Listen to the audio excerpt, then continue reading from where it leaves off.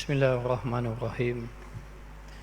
Alhamdulillah Rabbil Alamin. Wassalatu wassalamu ala ashrafil anbiya wal mursalin wa ala alihi wa sahbihi ajma'in. Subhanaka la ilma lana illa ma 'allamtana innaka antal alimul hakim. Rabbi shrah li sadri wa yassir li amri wa hlul 'uqdatam min lisani yafqahu qawli.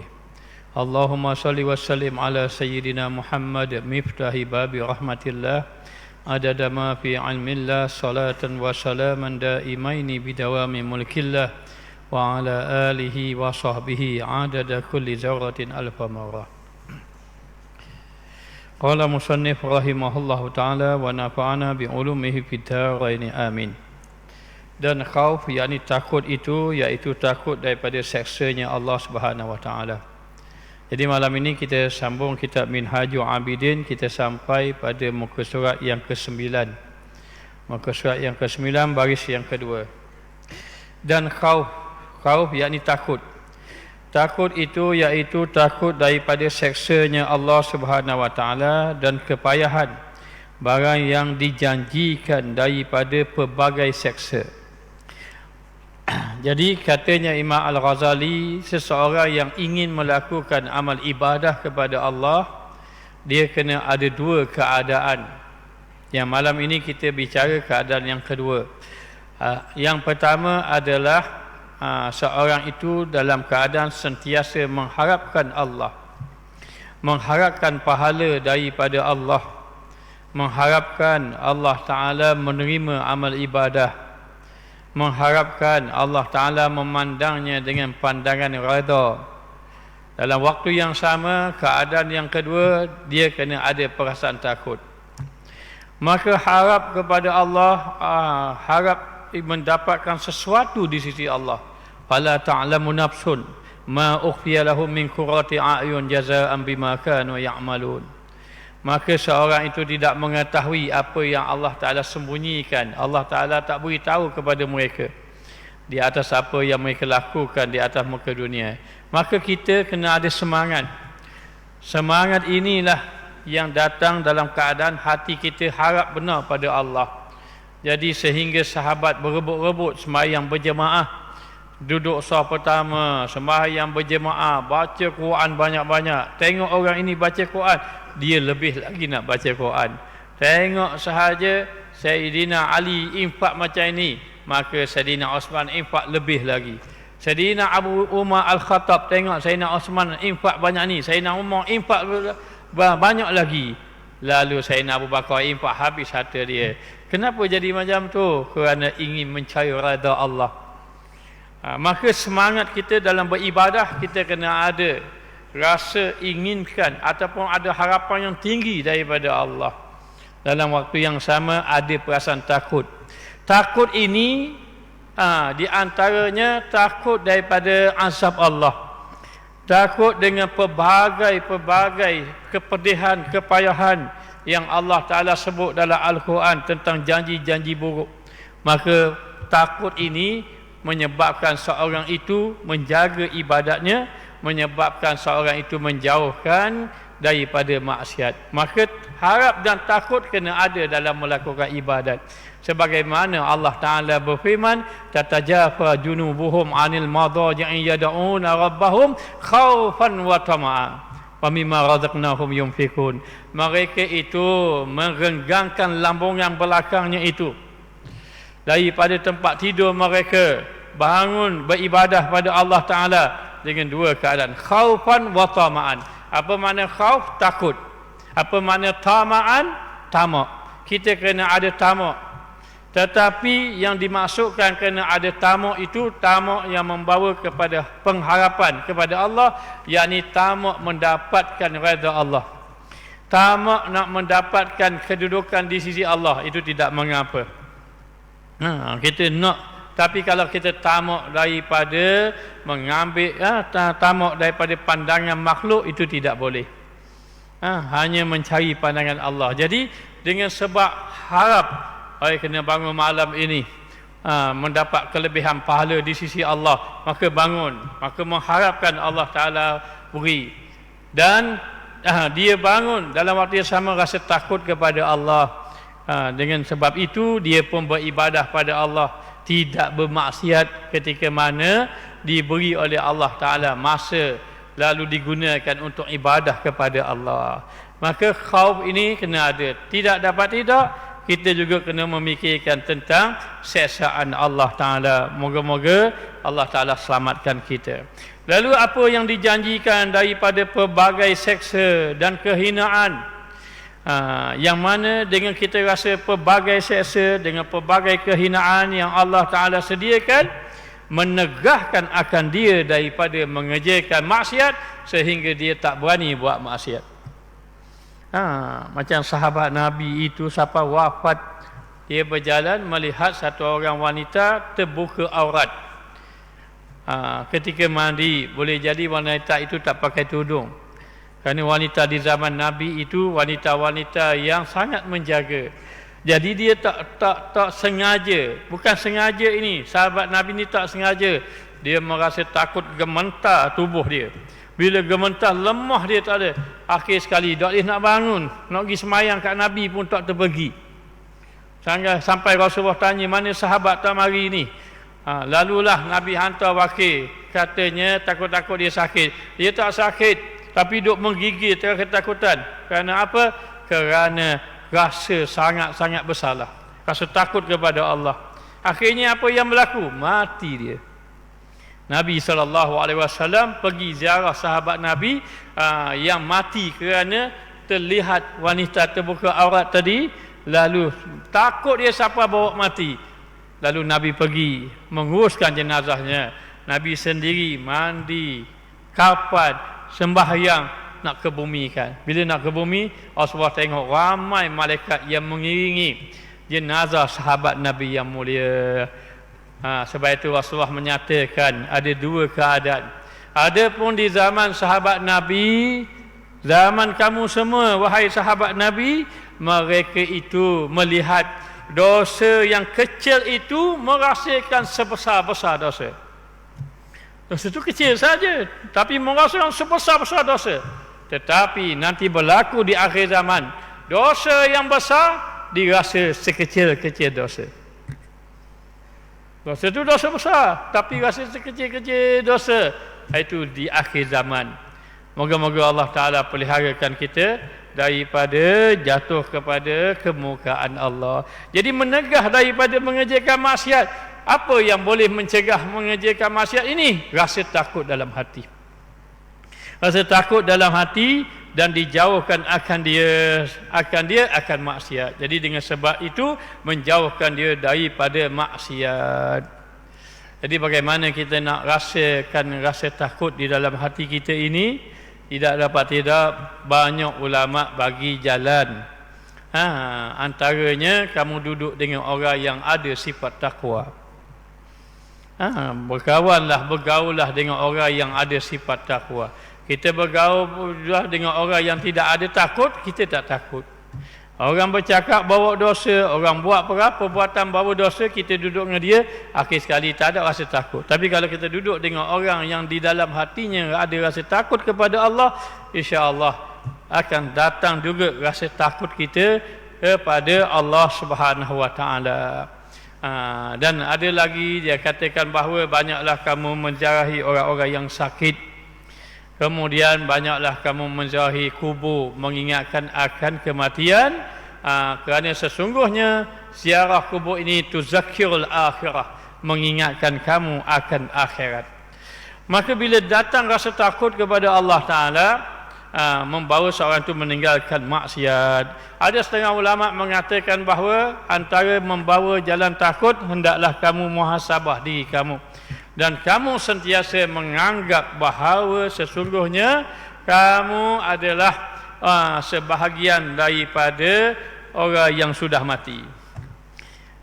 Sehingga dikatakan letakkan kematian di hadapan mata kamu sehingga datang rasa takut untuk melakukan maksiat. Maka bila dah seorang tadi dijauhkan dia daripada maksiat dan melumpuhkan akan dia daripada mengerjakan demikian itu, akhir sekali dengan rasa takut, dengan rasa tu jadi lumpuh nak buat maksiat, maknanya tak terbuat maksiat. Kerana hati sudah rasa takut.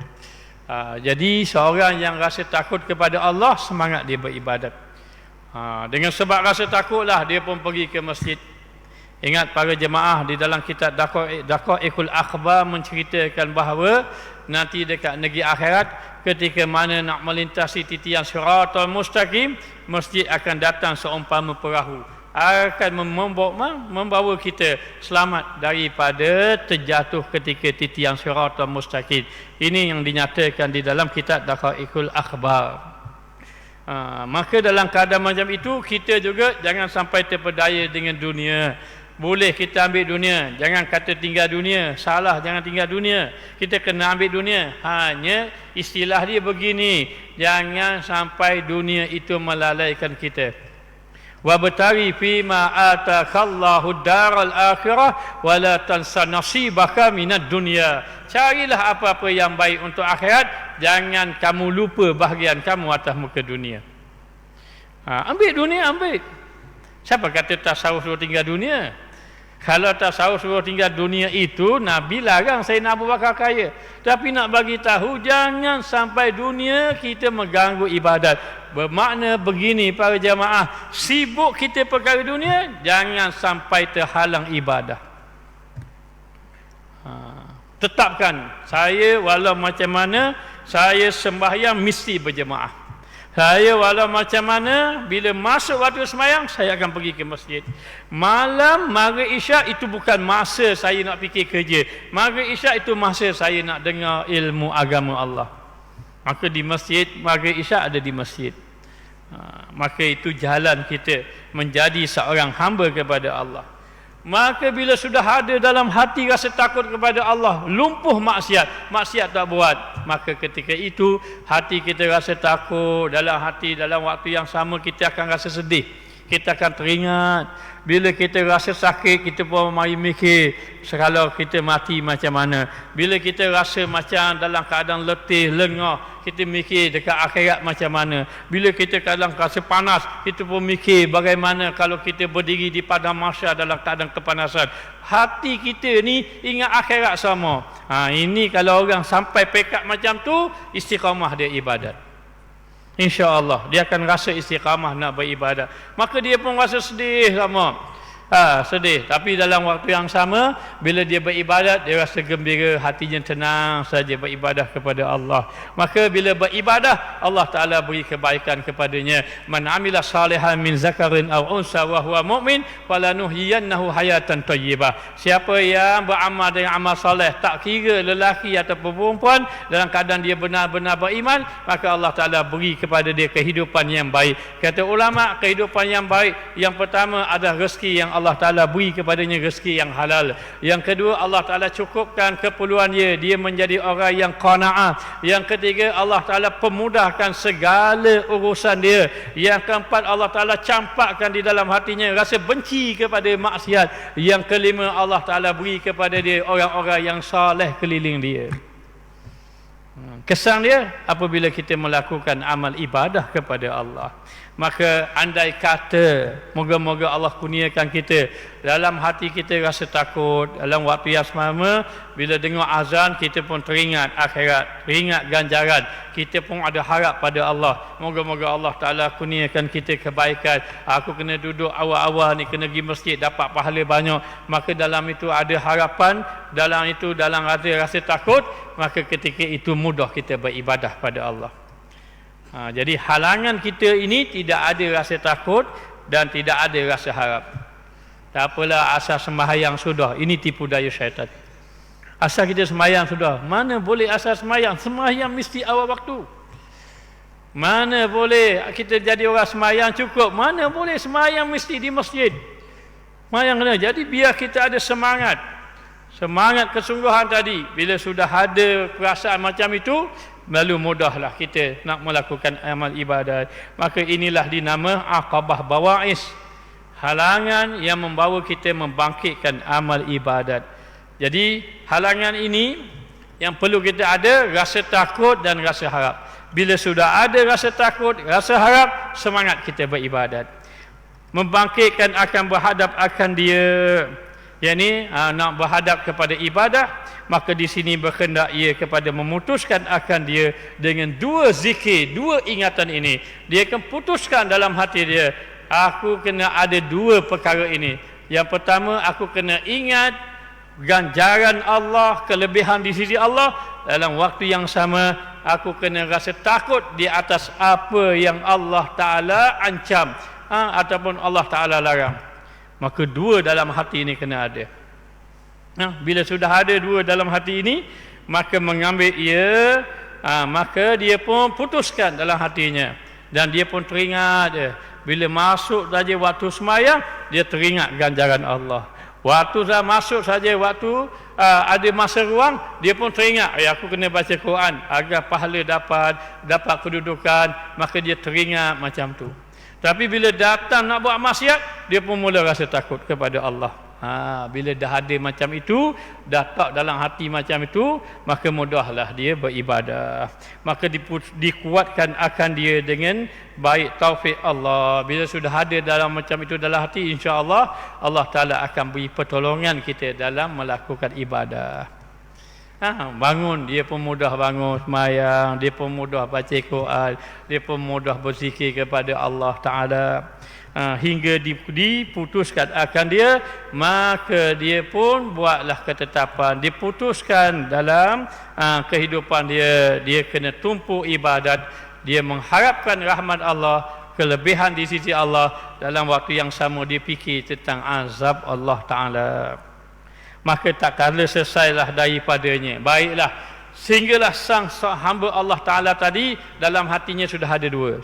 Siapa yang tidak ada lagi rasa takut kepada Allah, cari biar sampai rasa takut kepada Allah. Maka sesalah kepadanya, kembali ia kepada berhadap atas ibadat. Dia pun mulalah beribadah pada Allah. Ia jadi semangat beribadat. Mulalah dia semayang awal waktu. Mulalah dia pun mula baca Quran. Mana boleh semayang lewat-lewat, dia pun mari fikir macam dia pun mula semayang lewat. Mana boleh tiap-tiap hari batang, mana boleh Quran tak baca, dia pun mula baca Quran. Setiap kali baca Quran, setiap kali dia semayang, hati dia berasa tenang sahaja. Dan dia selalu memikirkan tentang kelebihan yang Allah Ta'ala kurniakan, keredaan Allah.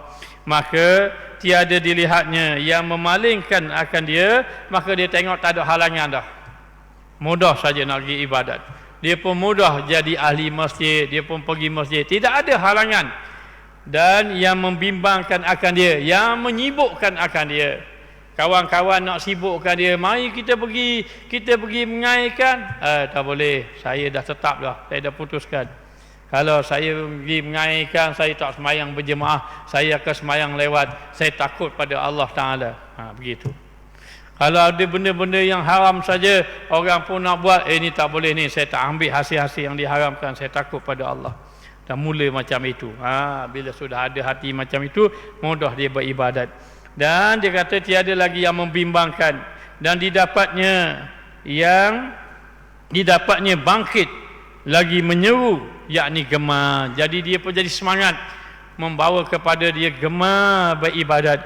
Dan suka, dia pun mula rasa suka beribadat. Dan rajin, dia pun mula rajin beribadah pada Allah.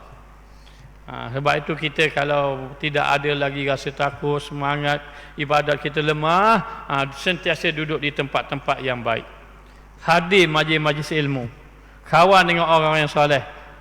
Kemudian cubalah sedaya upaya beramal dengan zikir. Walaupun hari ini kita dapat 100 je zikir, lusa tambah lagi 200, tapi kena ada zikir. Maka katanya Imam Ghazali di dalam kitab ini juga, tapi tak sampai lagi, dia mengatakan bahawa orang yang nak berjalan kepada Allah Ta'ala antaranya ada 3. Yang pertama, dia mesti sentiasa duduk dalam ilmu.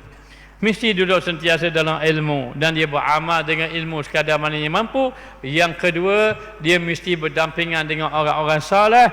Yang ketiga, dia mesti ada zikir yang dia cuba istiqamahkan.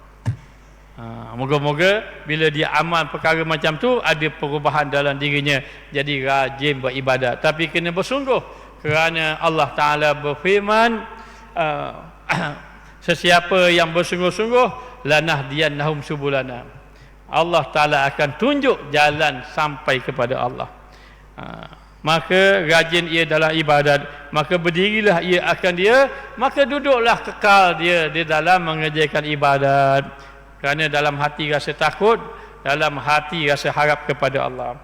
Dan berpalinglah ia akan dia dengan sempurna rindu. Dia pun jadi hati dia berpaling kepada ibadat sampai rasa rindu. Maknanya dia pun rasa suka. Lepas mayang isyak nanti, dia pun teringat, oh esok mayang subuh pula. Esok bangun subuh pula. Besok sebelum subuh nak mayang tahajud, nak berzikir sikit. Lepas mayang subuh rindu pula kepada zuhur, teringat pula pada zuhur. Ini saya dah bagi tahu amalan yang saya ambil daripada guru saya. InsyaAllah saya cuba mengistiqamahkan. Maka mohon pada jemaah begitu. Amalan 24 jam ibadat. Apa dia? Setiap kali lepas sembahyang berniat, ya Allah, ya Tuhanku, aku ingin sembahyang subuh berjemaah besok, tolonglah aku. Mayang subuh berjemaah. Lepas mayang subuh minta pula dengan Allah, ya Allah, ya Tuhanku, aku ingin sembahyang zuhur berjemaah, tolonglah aku. Nanti sembahyang zuhur. Insya-Allah siapa amal ini ada kekuatan beribadat. Ada kekuatan, ada pertolongan daripada Allah Taala memudahkan kita untuk beribadah. Maka dikatakan bahawa dia jadi rindu, dia jadi gemarnya beribadat, maka mengekalkan akan dia, maka hidup dia begitu kekal dia. Lepas masuk asar pukul 5 lebih kurang dah ingat dah nak pergi main maghrib, nak pergi masjid, ataupun dah tengok ni malam ni nak pergi masjid mana, malam ni nak belajar dengan ustaz mana, dia dah siap-siap dah. Begitulah. Kerana apa? Selagi kalau tidak ada dalam hati rasa harap, tidak ada hati yang rasa takut, dia mungkin lemah beribadat. Tapi dua hadis dah harap pada Allah, ingat pada Allah, nak cari kelebihan di sisi Allah, maka dalam keadaan macam itu dia pun jadi suka, gemar, rajin nak beribadah pada Allah dan mengekalkan akan dia. Ingat, orang yang sudah soleh beribadat kekal. Dalam hati dia sentiasa ada takut. Ahli ibadat ada 5 ketakutan. Ketakutan yang pertama, ketakutan amal ibadat dia tidak diterima oleh Allah. Ketakutan yang kedua, takut ianya hatinya dipaling oleh Allah. Sudah jadi ahli ibadat, tiba-tiba tak pergi masjid pula. 10 tahun dah jadi ahli masjid. Masuk tahun yang ke-11 tak pergi jadi masjid, ahli masjid. Kerana apa? Mungkin boleh jadi dapat projek, ni contoh je. Dapat projek ataupun kawan dia ajak buat satu pekerjaan, habis tinggal ibadat. Ketakutan yang kedua. Ketakutan yang ketiga adalah hilang keikhlasan dalam amal. Mari riak dalam hati. Ketakutan yang keempat, orang ahli ibadat takut di akhir-akhir dia nak mati, akhirnya dia hatinya berpaling kepada Allah. Dan ketakutan yang kelima lah ketakutan tentang azab Allah. Lalu dalam keadaan macam itu, dia pun terus beribadat, kekal bersungguh-sungguh beribadat. Ditilik tiba-tiba nyata bagi ibadat itu, dia pun bersungguh-sungguh padanya. Dia pun bersungguh-sungguh. Semangat dia beribadah kepada Allah, dan yang menanggung ia akan segala kepayahan ini, maka dia pun tanggunglah kesusahan ini. Walau macam mana dia istiqamah dalam sembahyang berjemaah, kuliah ilmu dan sebagainya, maka tiba-tiba sudah jadi soleh, sudah beribadat, ingat ada halangan lagi, ada 2 kebinasaan. Datang 2 kebinasaan yang amat besar kedua-duanya. Jadi ini kena pula bagi orang yang sudah soleh beribadat tadi. Apa kedua-dua tadi? Yang kedua-dua tadi adalah, yang pertama penyakit riak di dalam amal, yang kedua penyakit ujub. Inilah kita bagi tahu perjalanan daripada intipati kitab ini. Kita buat kesimpulan. Mula-mula orang tak tahu apa. Dia mungkin masa dulu dia lalai, tiba-tiba dia pun mikir, aku tak boleh jadi macam ni, aku kena jadi ahli ibadat. Sampai bila aku nak jadi macam ini? Maka dia tahu dia ni jahil, dia tahu dia banyak dosa, dia tahu dia ni banyak lalai. Apa dia perlu buat? Maka Imam Ghazali sebut dalam kitab ni, pengajar yang dahulu, dia kata kamu kena cari orang yang kamu boleh belajar. Maka halangan pertama, halangan ilmu. Dia pun pergi belajar. Ingat ilmu apa? 3 ilmu. Belajar ilmu tauhid, belajar ilmu fiqh, belajar ilmu tasawuf. Itu yang utama.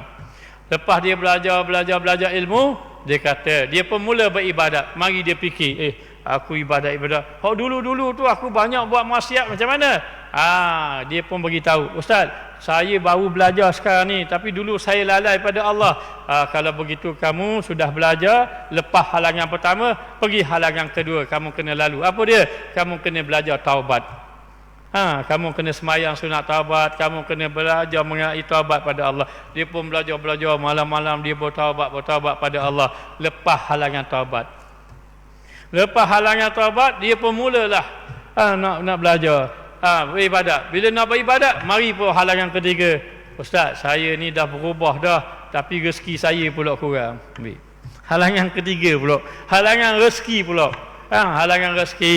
Maka dalam halangan rezeki tadi, macam mana nak buat? Maka halangan rezeki tadi, jangan duk kerja berlebih-lebih. Kamu hanya mencari sekadar rezeki yang mencukupkan kamu sahaja. Maka dia pun mulalah dapat rezeki sekadar-sekadar pun tak apa. Yang paling penting beribadah. Lalu kawan dia pun ajak dia, maknanya, kesianmu, dulu mu gagah lah ni, semenjak pergi masjid jadi kurang, mari kita pergi projek. Dia ada projek baru, mari pula. Lepas tu dia tanya, Ustaz macam mana? Ustaz tu kata, ini bahaya, ini halangan. Baik, tinggalkan kawan yang melalaikan, pergi pada kawan-kawan yang membawa kamu kepada agama, kepada ibadat. Dia pun tinggalkan kawan dia pun tumpuk ibadat, dapat rezeki sekadar-sekadar saja.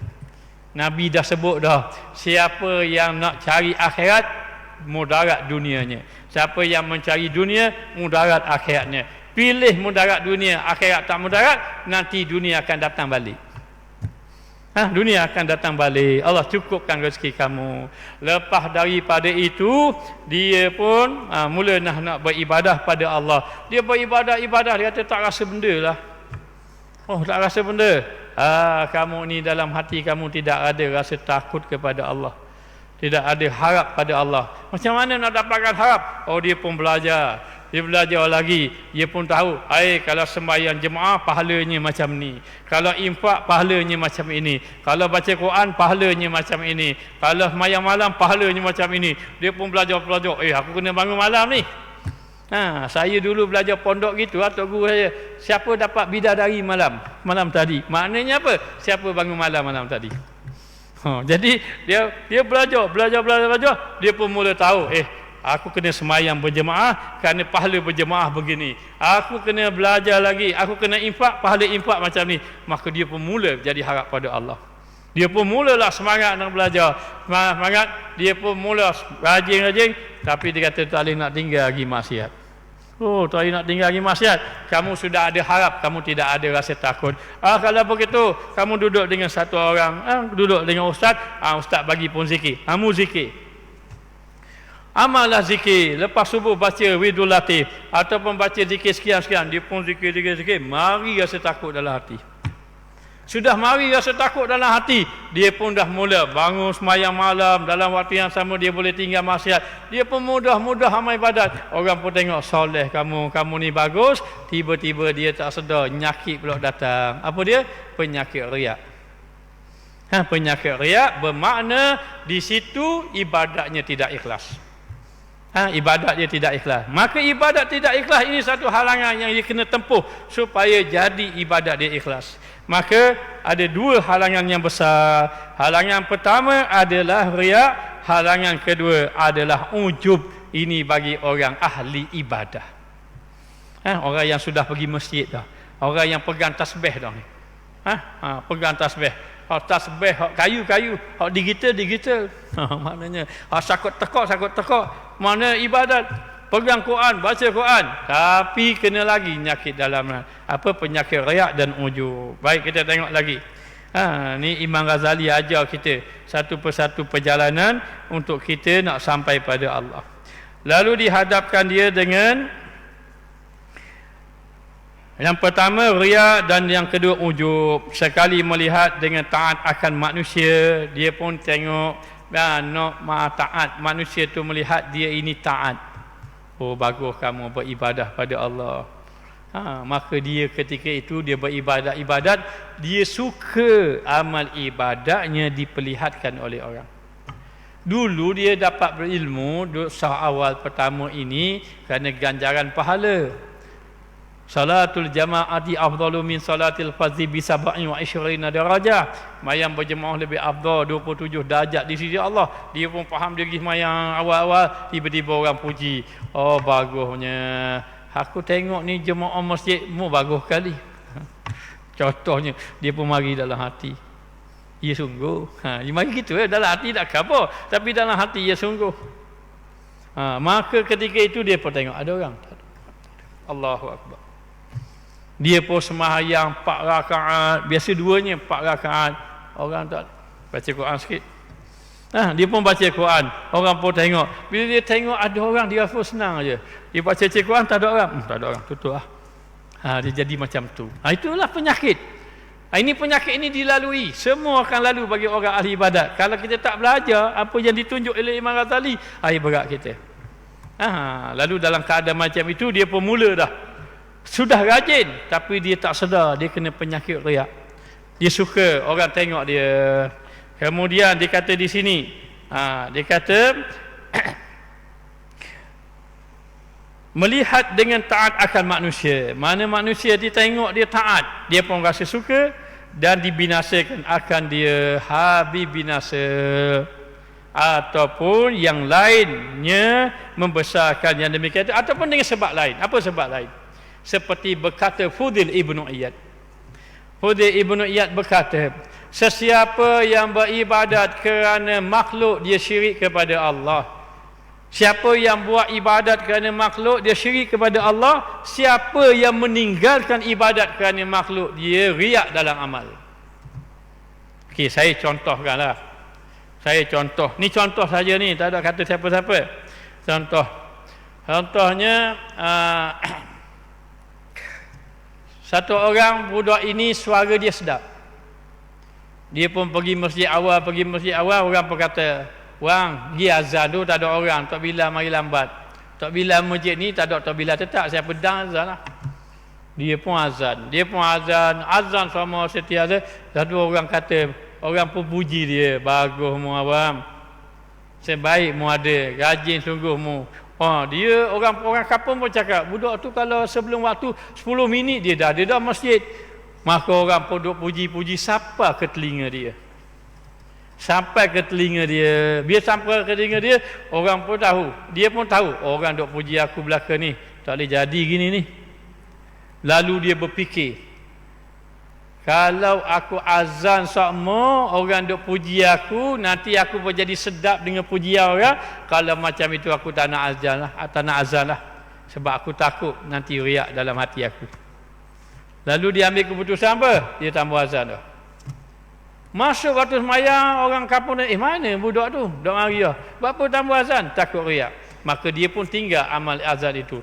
Maka dia tinggal amal perbuatan baik tadi, dia tinggal kerana makhluk, dia duduk dalam riak lagi. Bukannya senang. Maka meninggalkan amal kerana makhluk adalah riak juga. Maka tidak kena ikhlas di dalam amal. Maka ikhlas, tak ada orang tahu pun kita ikhlas ni. Ikhlas duduk dalam hati. Dan kita tak boleh kata orang ni tak ikhlas. Dan kita jangan berasa diri kita ikhlas. Jadi macam mana kita nak tahu ikhlas dan ikhlas?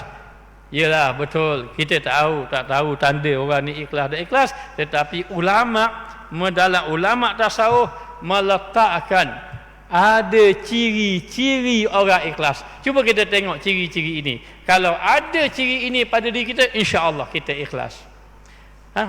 Apa cirinya? Kena sambung minggu depan. Wallahu a'lam. Bismillahirrahmanirrahim. Rabbana zalamna anfusana wa illam taghfir lana wa tarhamna lanakunanna minal khasirin. Allahumma alimna ma jahilna, Allahumma rizqna ilman nafi'an warzuqna fahman thayyiba. Wa sallallahu ala sayidina Muhammad wa ala alihi wa sahbihi wasallam. Walhamdulillahirabbil alamin.